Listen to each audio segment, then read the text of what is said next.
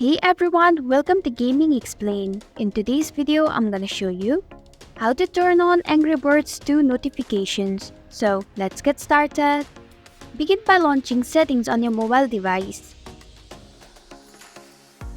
In the search bar, type in apps and perform your search.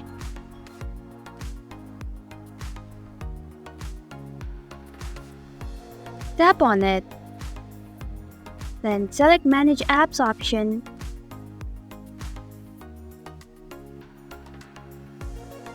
Now scroll down until you find Angry Birds 2 game. Tap on it.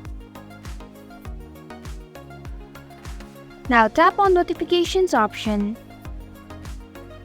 Then enable Show Notifications option. And that's it. Thanks for watching Gaming Explained. If you like this video, hit the like button and drop a comment with any questions or feedback.